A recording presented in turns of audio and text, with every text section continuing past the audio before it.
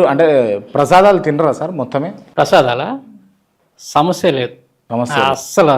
సాంబశివరావు ప్రాణం పోతుంది, చిటికిన సాంబశివరావు ప్రాణం తినటం కాదు, చిటికిన వేలుతో కూడా ముట్టుకోండి. సాంబశివరావు ప్రాణం పోతున్నా కూడా అస్సలు ప్రాణం పోతున్నా పోతే పోయిద్ది, ఏమైంది? ఏదో ఒక రోజు పోవాల్సిన వాళ్ళగా అదేదో ఇలాంటి పని చేయకపోవాలి అవసరం ఏముంది? హిందూ మత గ్రంథాల్లో ఉన్నాయండి. ప్రసాదం తింటే ప్రాణం పోతుంది అనుకో, నువ్వు వచ్చేటప్పుడు అయితే మాంసం తినద్దు, బ్రాహ్మణులకు చెప్తాడు, గ్రంథాల్లో రాసి ఉంటది. నువ్వు ప్రాణం పోయేటప్పుడు అవసరం అయితే మాంసం ఉందనుకో, మాంసాహారం మాంసం తిను, ప్రాణం పోనప్పుడు మాత్రం తినబాగని రాసి ఉంటుంది. ప్రాణం కంటే ముఖ్యం మేమైతే ప్రాణం కంటే ముఖ్యం కాదనుకుంటాను నేను ఏదైనా కూడా. ఏ కాదు, అదేం కాదు. ఈ ప్రాణం ఎక్కడి నుంచి వచ్చింది? దేవుడిచ్చి. ఒకవేళ ప్రాణం పోతే ఎక్కడ పోద్ది? ఏదో రోజు పోవాలి కదా, దేవుని పనిలో పోతే మంచిది. మరి పోవచ్చు కదా. అదే దాని టైం వచ్చినప్పుడు పోతాం, మళ్ళీ మనం బలవంతంగా పోతే అది తప్పు అయింది. మళ్ళీ అట్లా కూడా ఉంది మరి అంతే. దేవుడు తీసుకోవాలి, మనం వెళ్ళాలా? దేవుడు తీసుకోవాలి, మనం వెళ్ళాలి అంతవరకు. ఓకే. కాబట్టి ప్రసాదాలు అసలు ఈ లడ్లు పంచాయతీ ఇవన్నీ కూడా అసలు మన దగ్గర నేను ఇస్తే లడ్డూలు తిన్నారు కొంతమంది. అదే నేను అంటాను, మీరు లడ్డు ఎత్తారో లడ్డు పంచాయతీ గురించి ఉంటదేమో అనుకున్నా కానీ ఫస్ట్ ఇంకో దానికి వెళ్ళిపోయింది అది.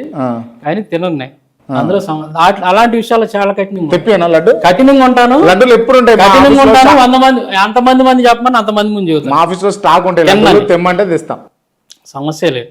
నేను చెబుతున్నా చిటికిన వెళ్తే కూడా ముట్టుకొని అంటున్నాను. నేను టచ్ కూడా చేయరా మీరు? అసలు ముట్టుకోను, ఎందుకంటే అంత కఠినంగా ఉంటాను నేను దేవుడి విషయంలో. ఓకే.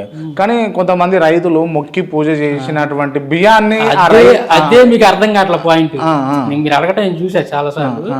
రైతు పంటను పండిస్తే విగ్రహాలకు అర్పించడు, దండం పెట్టుకుంటాడు, అది తీసుకెళ్ళి అమ్ముకుంటాడు. వ్యాపారం కొన్ని ఒడ్లు తీసి వాళ్ళ ఇంట్లో తీసుకుంటాడు, రాశి బోషుడు మొక్కుతాడు. ఆ మొక్కులు ఉన్నాయి వాళ్ళ ఇంట్లో వేసుకుంటాడు, అమ్మడో బయట కొన్ని మొక్కుతాడు. అదే కొన్ని నేను చెప్తున్నా, మొక్కటం వేరు విగ్రహాలకు అర్పించడం వేరండి. మొక్కటం వేరు, విగ్రహానికి అర్పించడం. విగ్రహాన్ని పెట్టి ఇదిగో ఇది నీకు అర్పిస్తున్నానని చెప్పి. ఇప్పుడు తిరుపతి లడ్డూలు ఉంటాయి, అన్ని లడ్డూలు దేవుడికి అర్పించరు, అలాగే చేసిన లడ్డూలకి కొన్ని అర్పిస్తారు, మిగతాదంతా బయట స్టాల్లో అమ్ముతారు. అది మనం తెచ్చుకుంటాం. ఏమో మరి అసలు ఆ పద్ధతి అనేది అది కరెక్ట్ కాదు. అది తినడానికి ఇబ్బంది.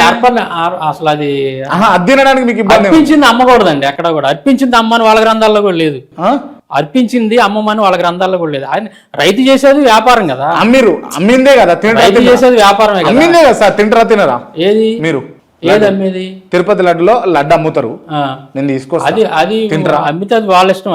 అదైతే అంటే దేవుడి దగ్గర పెట్టింది కదా, అర్పించింది కదా. ఇప్పుడు తెలుసు కదా అది.